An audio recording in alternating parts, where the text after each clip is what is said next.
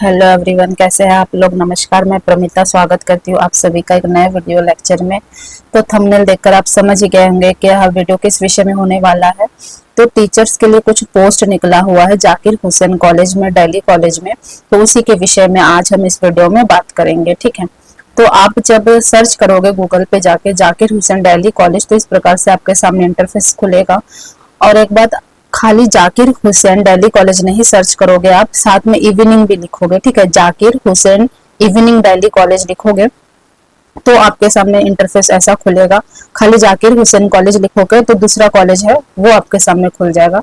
तो इवनिंग लिखना जरूरी है, याद रखना है आपको, ठीक है।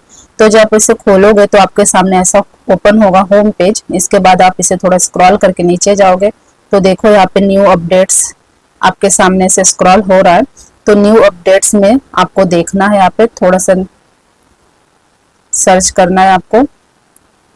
ये देखिए न्यू अपडेट्स आना स्टार्ट हो गया है। तो ये सेकंड वाला देखिए, online application are invited for the following permanent teaching post. इस वाले लिंक पे आपको क्लिक करना है, ठीक है। तो जब आप इस वाले लिंक पे क्लिक करोगे तो आप सीधा पहुंच जाओगे यहाँ पर, यहाँ पे पहुंच जाओगे। ये वाला पेज आपके सामने ओपन हो जाएगा।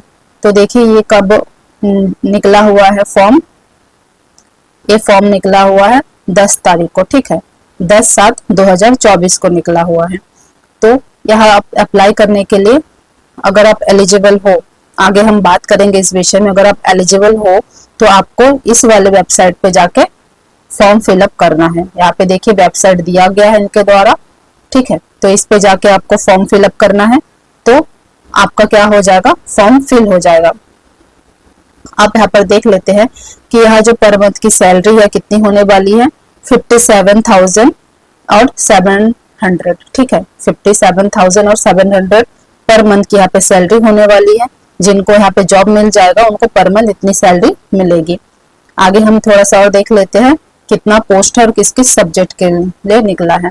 तो सब्जेक्ट यहाँ पे देख लीजिए, हिंदी है, हिंदी के लिए एक पोस्ट है, उर्दू के लिए पोस्ट है, कॉमर्स के लिए पोस्ट है और इंग्लिश के लिए पोस्ट है। और थोड़ा सा डिटेल में यहाँ पे देखेंगे तो हिंदी के लिए ओबीसी कैटेगरी में एक पोस्ट निकला हुआ है, ठीक है। अगर आप ओबीसी कैटेगरी से है और हिंदी में आपने मास्टर डिग्री कर रखा है, पीएचडी कर रखा है, नेट जेआरएफ क्वालिफाइड है, इसमें से कोई भी एक आपने कर रखा है तो आप एलिजिबल है अप्लाई करने के लिए। तो यहाँ पे ओबीसी कैटेगरी में एक फॉर्म निकला है। और उर्दू सब्जेक्ट में यहाँ पे एससी कैटेगरी में एक फॉर्म निकला है, ठीक है।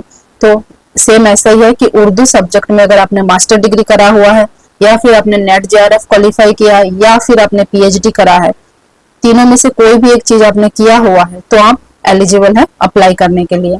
कॉमर्स में भी एक पोस्ट निकला हुआ है यहाँ पे पीडब्ल्यूडी वाले में, और इंग्लिश में भी यहाँ पे निकला हुआ, ये भी ओबीसी कैटेगरी में निकला है। तो इस प्रकार से पोस्ट है, 4 सब्जेक्ट का है, 4 ही पोस्ट निकला हुआ है यहाँ पे, ठीक है।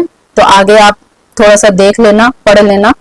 और यहाँ पे हिंदी में भी दिया गया है, अगर इंग्लिश में समझ में ना आए तो हिंदी में भी आप यहाँ पे अच्छे से पढ़ सकते हैं और समझ सकते हैं। तो इस प्रकार से सारी चीजें यहाँ पे कॉलेज के द्वारा दिया गया है। सारी चीजें आप यहाँ से धीरे धीरे पढ़ लेना। आगे हम एक पेज पर जा रहे हैं, वहां पे कुछ इंफॉर्मेशन दिया गया है। तो बाकी चीजें आप अपने हिसाब से देख लेना, कितना परसेंटेज होना चाहिए, क्या होना चाहिए। जो लोग एलिजिबल है वो डिटेल में पढ़े पहले, ठीक है, उसके बाद ही फॉर्म फिलअप करें। तो अब हम पहुंच गए हैं, हाँ, इस वाले पेज में। तो यहाँ पे देखिए कुछ कंडीशन दिया गया है, कैटेगरी किस प्रकार से शॉर्टलिस्ट की जाएगी, किस प्रकार से, जैसे कि मान लो एक पोस्ट के लिए 10 लोगों ने अप्लाई किया, या फिर 50 लोगों ने, या फिर 100 लोगों ने अप्लाई किया, तो उसमें से एक व्यक्ति को जॉब मिलेगी। तो किस प्रकार से कैटेगरी छाटा जाएगा, किस प्रकार से शॉर्टलिस्ट किया जाएगा वो बताया गया है। तो ग्रेजुएशन में, ठीक है, ग्रेजुएशन में आपका कितना होगा, यदि 80% आपका अगर मार्क 80% अगर आपको मिला हुआ है तो आपको 21 नंबर मिलेंगे, यहाँ पे स्कोर मिलेगा 21। अगर आपने 60% ग्रेजुएशन में आपको 60% मिला हुआ है और 80 से कम है, 60 से ज्यादा है और 80 से कम है, तो आपको यहाँ पे 19 स्कोर मिलेगा या 19 पॉइंट मिलेगा, आप ऐसे समझ सकते हैं। अगर आपका 55% है ग्रेजुएशन में और 60% से कम है तो आपको यहाँ पे 16 पॉइंट मिलेंगे, 16 नंबर मिलेंगे। अगर 45% से और ज्यादा है और 55% से कम है तो आप यहाँ पे आपको 10 स्कोर या 10 पॉइंट मिलेंगे। उसी प्रकार मास्टर डिग्री यानी पोस्ट ग्रेजुएशन में, ठीक है, पोस्ट ग्रेजुएशन में अगर आपने 80% से ज्यादा लिया है परसेंटेज तो यहाँ पे आपको 25 स्कोर मिलेगा, 25 नंबर मिलेंगे। अगर आपने 60% से ज्यादा स्कोर किया है और 80 से कम स्कोर किया है तो आपको यहाँ पे 23 पॉइंट मिलेंगे। यहाँ पे देख लीजिए 55% ST SC OBC वालों के लिए हैं और PWD वालों के लिए 60।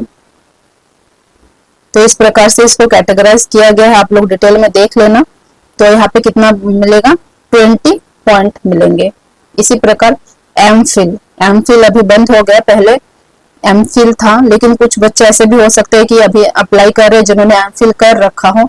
तो अगर आपका एमफिल में 60% है या 60% से ज्यादा है तो आपको यहाँ पे 7 पॉइंट मिलेंगे।